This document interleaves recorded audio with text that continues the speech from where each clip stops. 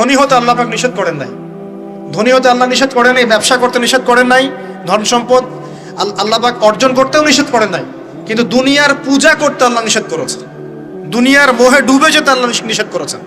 সম্পদ ওসমান রাদিয়াল্লাহু আনহুরও ছিল, কিন্তু সেই সম্পদ তিনি তার প্রয়োজনে যতটুকু লাগতো এতটুকু ব্যয় করতেন, বাকিটা আল্লাহর রাস্তায় ব্যয় করতেন। উসমান রাদিয়াল্লাহু আনহুর মতো ধনী হতে কোনো সমস্যা আছে? কোনো আপত্তি আছে? একটা আমল তার জীবনী থেকে পাওয়া যায়, এটা পড়ে আমার কাছে এত নিজেকে এত ছোট মনে হচ্ছে যে কাশ যদি এই আমলটা আমি করতে পারতাম। বলে দেব, চেষ্টা করছি যে করার, আপনারাও করার চেষ্টা করেন। উসমান রাদিয়াল্লাহু আনহু ধনী ছিলেন কিনা, তো নবীর কাছে গিয়ে বলছেন যে আমার ধন সম্পদ খুব বেশি বাড়ছে, ইয়া রাসূলুল্লাহ আপনি সম্পদ একটু কমানোর দোয়া করেন তো আমার জন্য। চিন্তা করা যায় মানুষ এমন দোয়া কেউ করবে এই যুগে? আচ্ছা, নবী সাল্লাল্লাহু আলাইহি ওয়াসাল্লাম বললেন তুমি উটের পিঠে, গাধার পিঠে খাওয়া দাওয়া করো, ঠিক আছে, খাওয়া দাওয়া করো। তো তিনি খাওয়া দাওয়া করেন। এখন কয়দিন পরে, কয়দিন বলতে কতদিন আল্লাহ ভালো জানেন, তিনি এসে বলছেন ইয়া রাসূলুল্লাহ আমার তো সম্পদ আরো আগের চেয়ে বাড়তেছে, দেখি আপনি কি দোয়া করলেন, সম্পদ তো আরো বাড়া শুরু করেছে এখন। তখন তিনি বলছেন যে তুমি যখন খাও তখন তোমার হাত থেকে যদি খাবার পড়ে যায় তুমি কি করো? তখন তিনি বলেছেন আমি আমার হাত থেকে খাবার যদি পড়ে যায়, একটা দানাও যদি পড়ে যায়, আমি উটের পিঠ থেকে নেমে সেই খাবারটাকে তুলে পরিষ্কার করে তারপর খাই। উসমান রাদিয়াল্লাহু আনহু এত ধনী মানুষ, তিনি প্রতি বেলায় 100 মানুষকে খাওয়াতে পারেন, কোনো সমস্যা নেই। তিনি একাই তাবুকের যুদ্ধে 30,000 সৈন্যের দায়িত্ব নিয়েছেন। 30,000 সৈন্য 3 মাস যাবে, যাত্রা বিরতি করবে, খাবে দাবে, তাদের ঘোড়া অস্ত্রশস্ত্র সব দায়িত্ব একজন ব্যক্তি বহন করেছেন, উসমান রাদিয়াল্লাহু আনহু। কত বড় ধনী আপনি চিন্তা করেন। উনার মতো ধনী কোনো পররাষ্ট্রমন্ত্রীও নাই পৃথিবীতে এখন পর্যন্ত, কোনো বিশ্ব নেতাও নাই ওনার মতো ধনী, এখন কেউই নাই। আর উনি কিন্তু তার এই ধন সম্পদ সুদের মধ্য দিয়ে অর্জন করেন নাই, তার ধন সম্পদ দুর্নীতির মধ্য দিয়ে অর্জন করেন নাই, তার ধন সম্পদ তিনি কিন্তু এই যে অন্যের সম্পদ অন্যায়ভাবে দখল করে অর্জন করেন নাই। তিনি সম্পদ অর্জন করেছেন বৈধ পন্থায়, হালাল ব্যবসা করেছেন নাকি না? এই যে আমল, তো নবীজি বলছেন যে তোমার আমল যদি এমনই হয় তাহলে তোমাকে আল্লাহ পাক সম্পদ দিবে না, কাকে সম্পদ দিবে? তুমি আল্লাহ পাকের যে সম্পদ রিজিকের যে শুকরিয়া আদায় করো, কৃতজ্ঞতা প্রকাশ করো যে আল্লাহ আমাকে ভালোবেসে রিজিকটা দিয়েছেন, আমার হাত থেকে পড়ে গেছে আমি তুলে খাই। এই যে আল্লাহ পাকের নেয়ামতের প্রতি তোমার যে শ্রদ্ধা, যে সম্মান, এর শুকরিয়া স্বরূপে আল্লাহ পাক তোমাকে এরকম সচ্ছল বানায় দিচ্ছেন, আর তো কিছু করার নাই। তো উসমান রাদিয়াল্লাহু আনহুর মতো ধনী হতে কোনো সমস্যা আছে? তিনি কৃপণ ছিলেন না, তিনি আল্লাহ পাকের নেয়ামতের শুকরগুজার ছিলেন। ভুল ব্যাখ্যা নেবেন না, তিনি আল্লাহ পাকের নেয়ামতের শুকরগুজার ছিলেন। আমরা আল্লাহ পাকের নেয়ামতের শুকরিয়া আদায় করবো ইনশাআল্লাহ, এবং যা রিজিক আল্লাহ আমাদেরকে দিয়েছেন এতে সন্তুষ্ট থাকবো ইনশাআল্লাহ, এবং হালালভাবে চলার চেষ্টা করব। আল্লাহ পাক আমাদেরকে ধন দিলে সেই ধন সম্পদ যতটুকু আমার পরিবারের জন্য প্রয়োজন, বাড়তিগুলো আমরা আল্লাহর পথে দান সাদাকা করবো ইনশাআল্লাহ। আল্লাহ পাক আমাদের সবাইকে আল্লাহর রাস্তায় দান করার তৌফিক এনায়েত করুন, আমিন। সমাজ কল্যাণমূলক কাজ করেন না, জনসেবা করেন, মানুষের সেবা করেন, মানুষের কাছে থাকেন, সোশ্যাল ওয়ার্ক করেন। এই যে অ্যাসোসিয়েশন আছে না, কিছু সামাজিক নন পলিটিক্যাল নন প্রফিটেবল কিছু ফাউন্ডেশন থাকে না, মানুষের কল্যাণে কাজ করেন, ইফতারের প্রজেক্ট করেন সামনে, ঠিক আছে। তারপরে শীতবস্ত্র হয়, তারপরে যে ত্রাণ রিলিফ, মানুষের কল্যাণ, বৃক্ষরোপণের কাজ, তারপরে আপনার এই যে রক্তদান কর্মসূচি, এই টাইপের যে ভালো ভালো কাজ, সমাজ কল্যাণমূলক কাজ, এই সমাজ কল্যাণমূলক কাজগুলো করলে মনটা বড় হবে ইনশাআল্লাহ। ভালো কাজে ব্যস্ত থাকবেন, আপনি দেখবেন মাথার মধ্যে শয়তানি নাই। যখন মানুষের কাজ নাই, সারাদিন অলস বসে থাকে, মাথার মধ্যে দুনিয়ার শয়তানি ঘোরাফেরা করতে। আল্লাহ পাক আমাদের সবাইকে ভালো কাজের সাথে থাকার তৌফিক দান এবং ভালো কাজে একে অপরকে সহযোগিতা করার তৌফিক দান। নিজেকে ভালো কাজে ব্যস্ত রাখেন। দান সৎকার করলে কখনো টাকা কমে যায় না, মনে রাখবেন। দান করলে কোনোদিনও টাকা কমে যায় না। আপনার দানের টাকা ঘুরে ফিরে আপনার কাছে আসবে, বুঝতে পারছেন না? আপনার দানের টাকা ঘুরে আল্লাহ আপনার কাছে ফিরাই দিবে। কিভাবে ফিরাবেন সেটা আল্লাহর দায়িত্ব। আমি কি বুঝাবো কিভাবে ফিরাবেন? বুঝবেন, একটু বোঝানোর চেষ্টা করবেন। অর্থনীতি কিন্তু কঠিন, সহজ করে বোঝানোও কঠিন, সবাই সহজ করে বোঝাতেও পারবে না। আমি একটা পয়েন্ট খালি বুঝাই আপনাদেরকে, বোঝেন, চেষ্টা করেন। মনে করেন আপনাদেরকে অর্থনীতি বুঝাই, এগুলো আমাদের সাবজেক্ট ছিল, আর তখন আমরা আসলে অর্থনীতি কিছুই বুঝতাম না। তারপরে যখন কোরআন হাদিস পড়া শুরু করলাম তখন দেখলাম যে ও আচ্ছা, ব্যাপার তো খুব সহজ। সহজ জিনিসটাকে এত কঠিন করা হয় কেন? দেখেন কিরকম, মনে করেন একটা বাজার, আপনি দেখেন বাজার আছে কি? আচ্ছা, এই বাজারের মধ্যে ধরেন 100 ব্যবসায়ী আছে, আর ব্যবসায়ীরা ব্যবসা করে। আল্লাহ পাক ব্যবসা হালাল করেছেন না হারাম করেছেন? হালাল ব্যবসা। ব্যবসায় একটা 10 টাকার পণ্য আপনি চাইলে 30 টাকা, 40 টাকা, 50 টাকা, 100 টাকা বিক্রি করতে পারবেন কি না? পারবেন। মার্কেটের একটা ফিক্সড প্রাইস থাকে, মার্কেট প্রাইস, এটাকে বলে মার্কেট প্রাইস, যে একটা দাম নির্ধারণ করা হয় যে আমরা এই দামে সব সেল করবো, তাই না?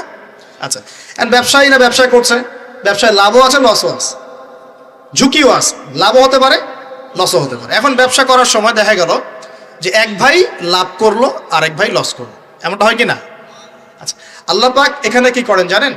এই বাজারের মধ্যে যে সম্পদগুলো আছে, অর্থ সম্পদ, আপনারা যেটা কারেন্সি বলেন, এগুলো আল্লাহ রাব্বুল আলামিন হাত থেকে হাতে ঘোরাতে থাকেন। আজকে আপনার হাতে, কালকে তার হাতে, কালকে তার হাতে, পরশু আরেক ভাইয়ের হাতে। এই সম্পদ বাজারের মধ্যে ঘুরতে থাকে। বাজারটা হতে পারে সমাজ, হতে পারে রাষ্ট্র, হতে পারে বিশ্ব। ভালো করে বোঝেন, ছোট পরিসরে হতে পারে সমাজ, হতে পারে রাষ্ট্র বা বিশ্ব। আল্লাহ পাক সম্পদটা সার্কুলেট করেন, ঘোরাতে থাকেন। আজকে তার হাতে, কালকে তার হাতে, কালকে তার হাতে, এভাবে সম্পদ ঘুরতে থাকে। লাভ লসের রিস্ক আছে, কেউ লাভ করে, কেউ লস করে। এভাবে সম্পদ সার্কুলেট হতে হতে হতে আল্লাহ পাক যাকে ইচ্ছা ধনী বানান, যাকে ইচ্ছা গরিব বানান। কথা বুঝতে পারছেন? এটা হলো এই জায়গায় রিজিকটা নিয়ন্ত্রণ করেন সরাসরি আল্লাহ পাক। আল্লাহ পাক কারো সম্পদ নেন, কারোকে দেন, কারো কাছ থেকে নেন, কারোকে দেন, কারো কাছ থেকে নেন, কাউকে দেন। এভাবে সম্পদ ঘুরতে থাকে। আর যদি দেখা যায় সম্পদ মানে চাহিদার চেয়ে কম হচ্ছে, আল্লাহ পাক সম্পদ উৎপন্ন করে দেন। জমিন থেকে উৎপন্ন করেন, আসমান থেকে উৎপন্ন করেন। আমি মানে বুঝাতে পারছেন? এরপরও যদি দেখা যায় যে সমাজে সংকট হলো, অন্য সমাজ থেকে আমদানি করতে হয়। যদি একটা রাষ্ট্রের সংকট হচ্ছে, অন্য রাষ্ট্র থেকে আমদানি করতে হয়। এভাবে একটা সিস্টেম চলে, ইসলামিক সিস্টেম। এখানে ব্যবসা হচ্ছে মূল। এখানে দায়িত্ব আল্লাহ নিয়ে নেন, কাউকে ধনী করবেন, কাউকে গরিব করবেন। সম্পদ ঘুরতে থাকবে, ঘুরতে থাকবে। এভাবে আল্লাহ পাক আপনার এই যে ধনী ব্যক্তি মনে করেন, যে সম্পদ এখানে লাভ করেছে, এই ব্যক্তির উপর আবার জাকাত ফরজ আছে। কি আছে? জাকাত ফরজ আছে। এখন এই যখন ধনী হবে, নিসাব পরিমাণ সম্পদ আসবে, তখন এই জাকাত দিবে গরিবকে। তখন যার হাত থেকে সম্পদ চলে আসছে, ওর কাছে আবার সম্পদ ফিরে যাবে। সুবহানাল্লাহ। বুঝতে পারলেন কি কিভাবে সম্পদ আল্লাহ পাক ঘোরান? এর জাকাত ছাড়াও আছে সাদাকা। সাদাকা ছাড়া সাদাকাতুল ফিতর আছে, অনুদান আছে, এবং নরমালি আল্লাহ পাক কিন্তু সদকা করতে উৎসাহিত করেন।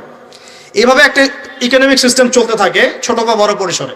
এইভাবেই মদিনা টিকে ছিল, এভাবেই মদিনার ইকোনমিক সিস্টেম চলতো নবী সাল্লাল্লাহু আলাইহি ওয়াসাল্লামের যুগে। তো সেখানে আরো একটা বিষয় এক্সট্রা ছিল, যেটা এখন নাই। সেটা ছিল গনিমত। সেটা কি?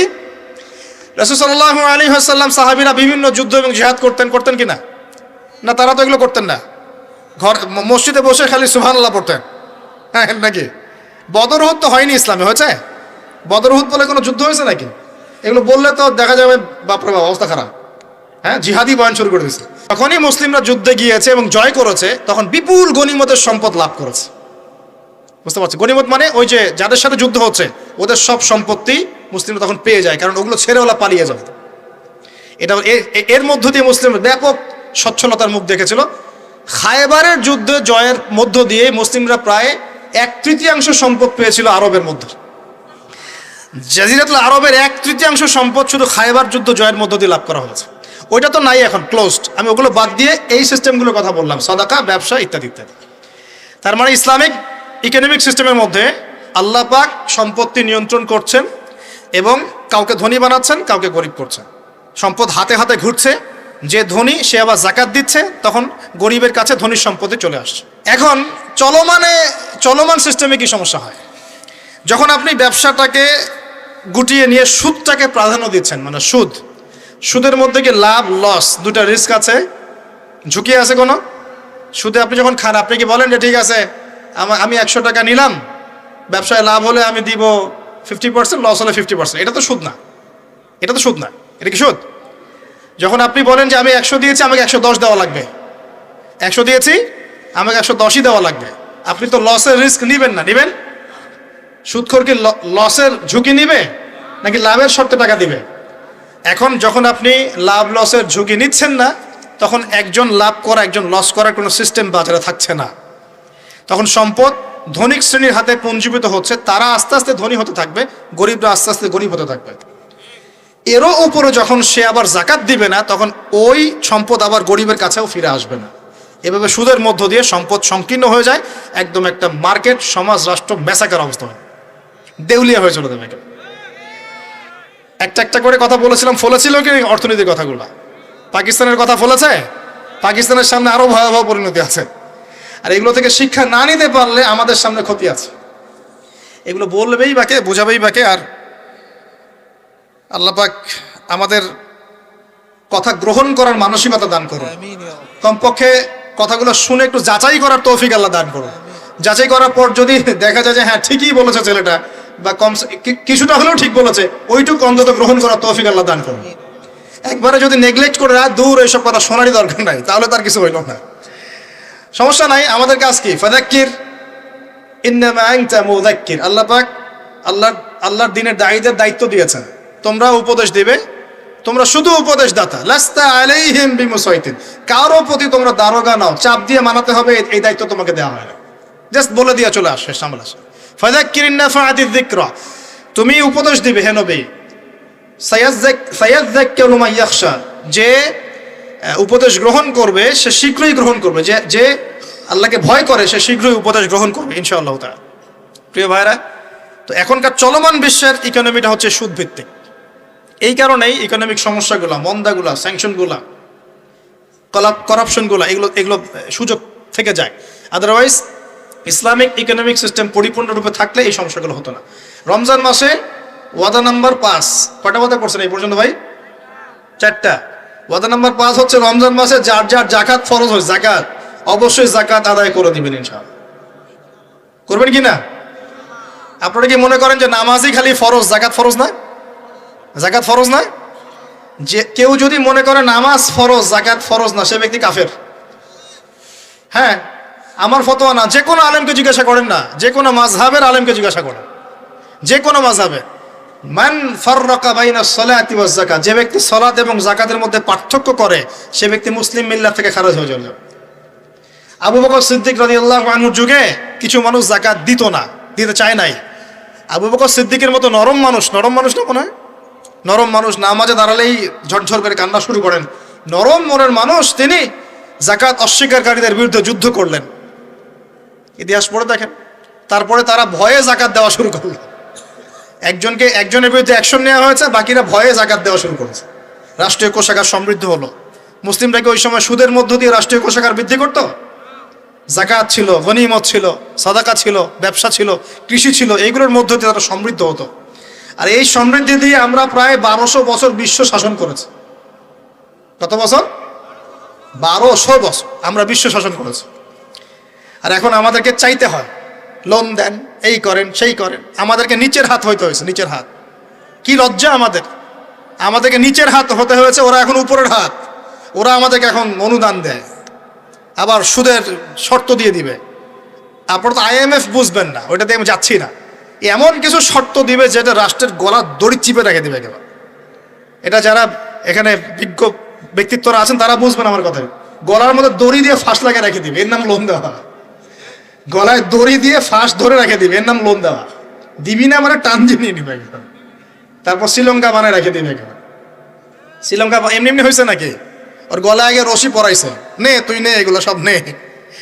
রশি আস্তে আস্তে টান দিছে দিয়ে এক পর্যায়ে যখন দেখছে এ তো আর আমার কিছু শোধ করতে পারবে না, টান দিয়ে সব নিয়ে নাও, দেউলিয়া শেষ নাই।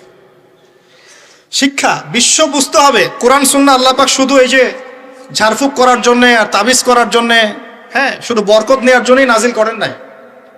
কোরআন এবং সুন্নাহ আল্লাহ পাক নাজিল করেছেন যাতে কোরআন সুন্নাহ দিয়ে আমরা চলমান সমাজের, বিশ্বের সমস্ত সমস্যাগুলোর সমাধান খুঁজে বের করতে পারি। না কি মনে হয় আপনাদের? এই জন্য আল্লাহ নাজিল করেন নাই?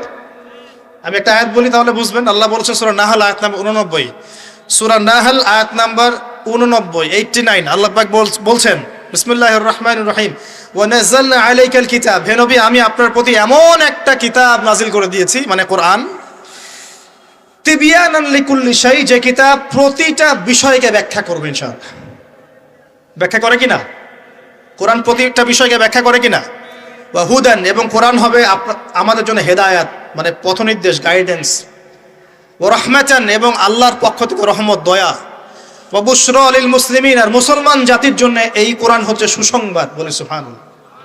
এই কোরআন যদি পড়ি না, বুঝি না, আমল করি না, তাহলে এর সমাধান কেমন করে বের করব? আল্লাহ পাক আমাদেরকে এমন ওলামায়ে কেরাম দান করুন, এমন প্রজন্ম দান করুন, এমন যুব সমাজ দান করুন, এমন নেতৃত্ব দান করুন, যারা কোরআন এবং সুন্নাহর জ্ঞান দিয়ে পুরো বিশ্বটাকে শাসন করতে পারবে ইনশাআল্লাহ।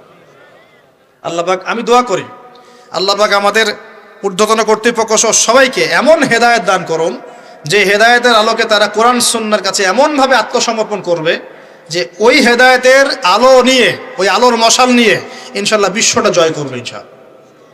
এমন প্রজন্ম আসবে ইনশাআল্লাহ, যদি এই এস্টিমেশনগুলা, প্রেডিকশনগুলা ফলে, এরকম প্রজন্ম যে আসবে এটাও একদিন ফলবে ইনশাআল্লাহ। তাহলে আমরা নিয়াত করতে পারি কি, 7 নম্বর ওয়াদা করতে পারি যে আমরা সবাই কোরআন এবং সুন্নাহর ইলমটা অর্জন করব ইনশাআল্লাহ। কমপক্ষে বেসিক কিছু জ্ঞান অর্জন করব ইনশাআল্লাহ। আমি বলছি না যে সবাইকে মুফতি হওয়া লাগবে, সবাইকে দায়ী হতে হবে, সবাইকে একদম মুফাসসির হতে হবে, এটা জরুরি না, এটা মানুষ পারবেও না। কিন্তু কমপক্ষে ইসলামের বেসিক জিনিসগুলো কি আমরা শিখতে পারি না ভাই? এটা শেখার জন্য কি খুব কষ্ট করতে হবে? আল্লাহ পাক আমাদের সবাইকে খাস নিয়াত করার তৌফিক দান করুন, খালেস নিয়াত করার তৌফিক দান করুন। দ্বীনের জ্ঞান অর্জন আল্লাহ পাক ফরজ করেছেন ভাই।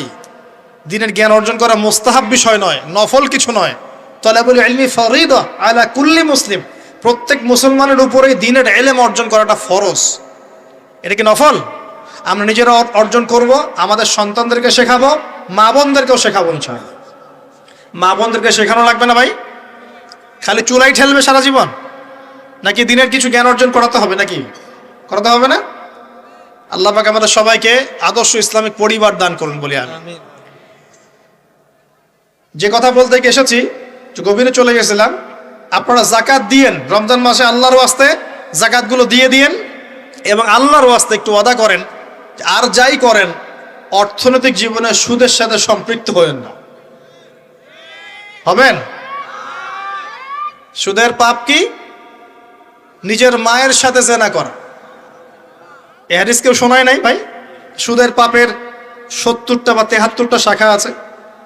তার সবচেয়ে উঁচুটা আমি বলেছি কোরআন থেকে, আল্লাহ এবং তার রাসূলের সাথে যুদ্ধ করা। সবচেয়ে নিচের পাপটা কি জানেন? সবচেয়ে নিচের পাপ হচ্ছে নিজের মাকে বিয়ে করা। নাউযুবিল্লাহ। নিজের মাকে কেউ বিয়ে করে? এর চাইতেও জঘন্য কাজ হলো সুদ খাওয়া, কারণ সুদের মধ্য দিয়ে মানুষের রক্তকে চুষে খাওয়া হয়। আর মেরাজের রাতে যখন নবী সাল্লাল্লাহু আলাইহি ওয়াসাল্লাম, যে মেরাজের কথা বলছিলাম, তিনি আল্লাহর সাথে সাক্ষাৎ করতে গিয়েছিলেন, তখন জাহান্নামের অনেক আযাব তিনি দেখেছেন। আর কিছু প্রশ্ন করতে পারে মানুষ যে জাহান্নাম কি তাহলে আগে তৈরি হয়ে আছে, আযাব কি এই সেই, এগুলো অ্যান্সার দেওয়ার জন্য আরেকটা লেকচার লাগবে। মনে রাখবেন, সময় এর নিয়ন্ত্রণ আল্লাহর হাতে। আমাদের কাছে অতীত, বর্তমান, ভবিষ্যৎ এই বিষয়গুলো আছে, আমাদের টাইম ফ্রেমের মধ্যে এটা আছে। আল্লাহ পাকের কাছে এইভাবে সময় না যে অতীত একটা, এটা বর্তমান, এটা ভবিষ্যৎ, এমন নয়। সবকিছু আল্লাহর সামনে, সবকিছু।